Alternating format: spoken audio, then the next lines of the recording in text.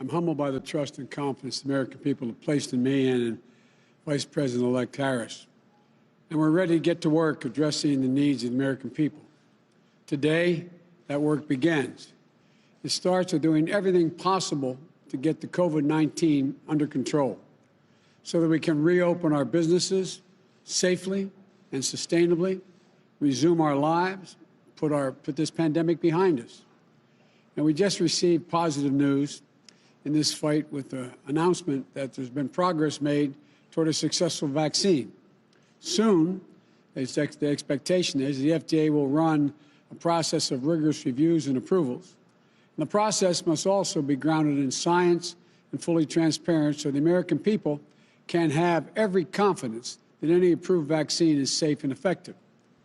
At the same time, it's clear that this vaccine, even if approved, will not be widely available for many months yet to come. The challenge before us right now is still immense and growing. And although we are not in office yet, I'm just laying out what we expect to do and hope can be done, some of it between now and the time we are sworn in. But so the purpose of this is to let you know what we're going to do once sworn in. And so there's a need for bold action to fight this pandemic. We're still facing a very dark winter. There are now nearly 10 million COVID cases in the United States. And last week, we topped 120,000 new cases on multiple successive days. Infection rates are going up, hospitalizations are going up, deaths are going up. This crisis claimed nearly 1,000 American lives a day, and nearly 240,000 deaths so far. The projections still indicate we could lose 200,000 more lives in the coming months before a vaccine can be made widely available. So we can't forego the important work that needs to be done between now and then to get our country through the worst wave yet in this pandemic, to reduce the spread, to save lives. So that's why today I've named a COVID-19 Transition Advisory Board comprised of distinguished public health experts to help our transition team translate the Biden-Harris COVID-19 plan into action, a blueprint that we can put in place as soon as Kamala and I are sworn in to office on January 20th, 2021.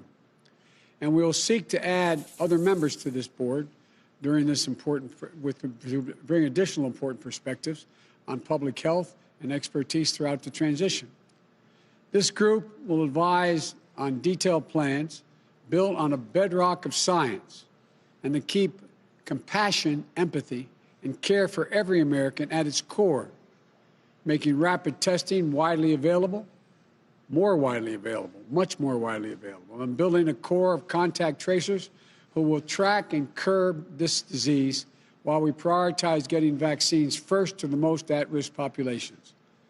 Developing clear and detailed guidance, providing the necessary resources for small businesses, schools, child care centers to reopen and operate safely and effectively during the pandemic, protecting both workers and the public. Scaling up productive life-saving treatments and therapeutics, and when it's ready, making sure an approved vaccine is distributed equitably and efficiently and free for every American. With cases rising once more, it's imperative that we ramp up our production of personal protective equipment to make sure our brave healthcare workers have what they need to do battle safely against this virus. We're going to get states, cities, and tribes the tests and the supplies they need. We're going to protect vulnerable populations who are at risk, most at risk from this virus, older Americans and those with pre-existing conditions. We're going to address the health and economic disparities that mean this virus is hitting the Black, Latino, Asian American, Pacific Islanders, Native American communities harder than white communities. Focusing on these communities is one of our priorities, not an afterthought. The bottom line, I will spare no effort to turn this pandemic around once we're sworn in on January 20th, to get our kids back to school safely, our businesses growing, and our economy running at full speed again, and to get an approved vaccine manufactured and distributed as quickly as possible to as many Americans as possible, free of charge. We'll follow the science. We'll follow the science. Let me say that again. And we'll adjust to new data when it comes in. And we'll listen and work in cooperation with governors and local leaders of both parties who are fighting this virus in their communities this very day. There is so much good work happening at state and local levels across the country. Governors, mayors, they're stepping up. The advisory board will listen and learn lessons from their experience. And because we know that we won't fully defeat COVID-19 until we defeat it everywhere, my advisory council also includes experts on global health security so that we can restore U.S. global leadership to fight this pandemic. This is a crisis that affects everyone. As I've said throughout this campaign, I will be a president for every American. This election is over. It's time to put aside the partisanship and the rhetoric that designed to demonize one another.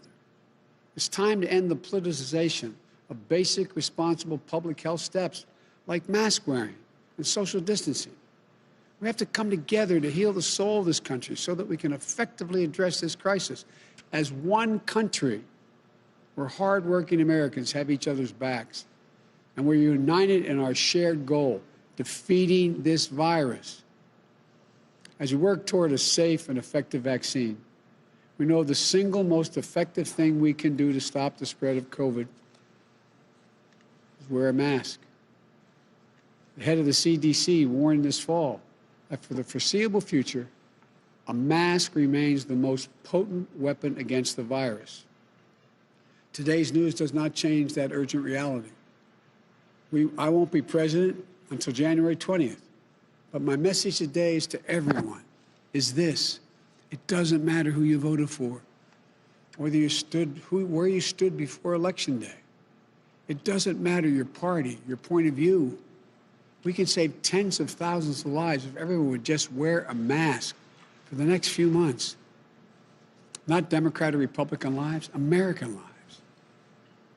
You know, maybe we'd save the life of a person who stocks a shelf at your local grocery store. Maybe it saves the life of a member of your place of worship. Maybe it saves the lives of one of your children's teachers. Maybe it saves your life. So please, I implore you, wear a mask. Do it for yourself. Do it for your neighbor. A mask is not a political statement, but it is a good way to start pulling the country together. I want to be very clear. The goal of mask wearing is not to make your life less comfortable. It's to take something away from you. It's to give something back to all of us, a normal life. The goal is to get back to normal as fast as possible. And masks are critical in doing that. It won't be forever, but that's how we'll get our nation back up to speed economically, so we can go back to celebrating birthdays and holidays together, so we can attend sporting events together, so we can get back to the lives and connections we shared before the pandemic. It doesn't matter whether or not we always agree with one another. It doesn't matter who you voted for. We are Americans, and our country is under threat. And now, we're now called to do the same thing that generations of proud Americans have done when faced with a crisis throughout our history. Rise above our differences to defend the strength and the vitality of our nation. You know, that's the character of patriots. That's the character of Americans. We have to do this together. Wearing a mask may seem like a small act. Maybe you think your individual choice won't make any difference.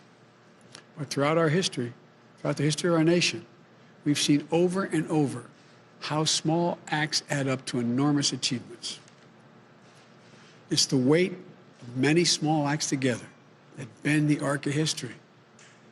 You know, I know there's nothing the American people can't accomplish when we work together as one people with one mission. We can get this virus under control, I promise you. We can rebuild our economy back better than it was before. We can address race-based disparities that damage our country. It's in our power. So let's wear a mask. Let's get to work. Thank you. May God bless you. And for all those who've lost somebody, our heart goes out to you. We know what it's like. Our heart goes out to you. May God protect our health workers, our healthcare workers, and all Americans. Thank you. Shepard Smith here. Thanks for watching CNBC on YouTube.